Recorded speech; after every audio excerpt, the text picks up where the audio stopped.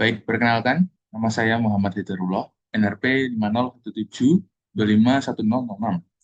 Pada video ke-6 ini, sesuai dengan soal ke-6, saya mendapatkan soal. Jelaskan klasifikasi batuan beku berdasarkan tekstur dan komposisi kimia. Oke, jadi kedua klasifikasi tekstur dan komposisi kimia ini itu saling berhubungan. Karena tekstur itu menunjukkan bagaimana magma membeku, sedangkan komposisi itu menunjukkan kandungan mineral yang ada dalam batuan tersebut yang menyusun. Di sini saya sudah menggambarkan sebuah diagram yang menunjukkan klasifikasi batuan beku terkait tekstur dan komposisi.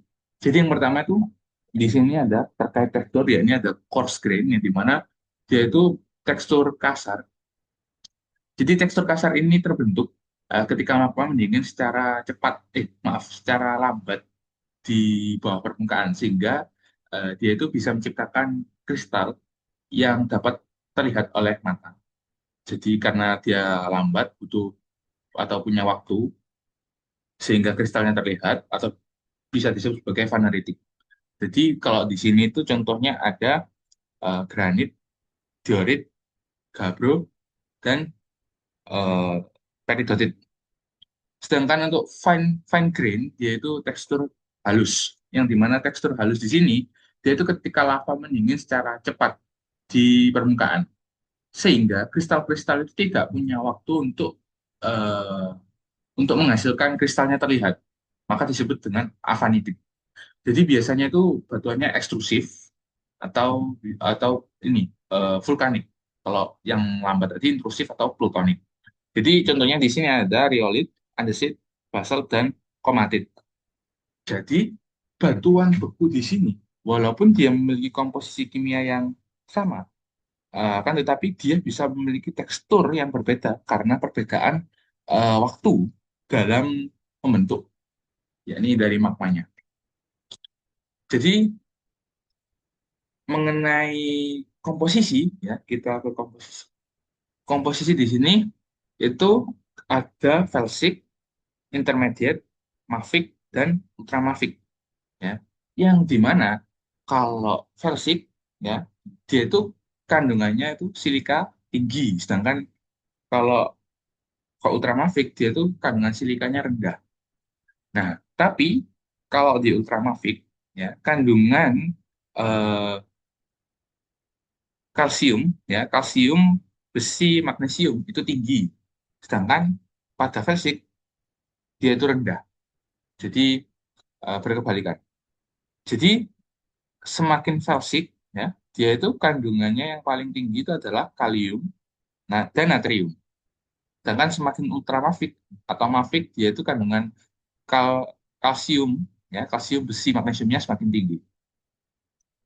Jadi kalau untuk falsik, dia itu ada riolit yang tadi pasangan pembekuan lambatnya adalah granit, terus intermediate dia itu ada contoh batuannya andesit, dengan yang lambat tadi ada pasangannya diorit, terus ada juga yang mafik itu contoh batuannya yang tekstur halus itu ada basalt, yang kasar itu perbandingannya dengan gabbro.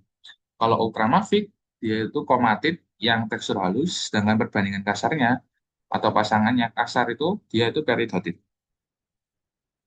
Jadi pada diagram ini, ya, ditunjukkan semakin ultramafik kandungan besi itu semakin tinggi, semakin falsik dia kandungan kalium, natriumnya semakin tinggi. Itu berkebalikan. Dan juga eh, silika, kalau felsik dia tinggi kandungannya, kalau ultramafik semakin ke ultramafik dia itu semakin rendah. Oke, jadi seperti itu mengenai diagram yang saya gambar. Jadi klasifikasi batuan buku berdasarkan tekstur itu menunjukkan ukuran kristal yang dipengaruhi oleh kecepatan pendinginan magma. Ya. Sedangkan klasifikasi berdasarkan komposisi kimia, ya, itu menunjukkan kandungan silika, unsur kimia, dan mineral penyusunnya. Jadi eh, seperti yang saya bilang, dengan buku dibagi felsic, intermediate, mafic, ultramafic. dengan tren perubahan mineralnya itu dari kuarsa, ya, kuarsa, feldspar, menuju piroksen dan olivin, semakin ke ultramofik. Oke, jadi itu mengenai tekstur dan komposisi kimia melalui penjelasan dari diagram yang saya gambarkan ini. Oke, itu untuk jawaban nomor 6 ini.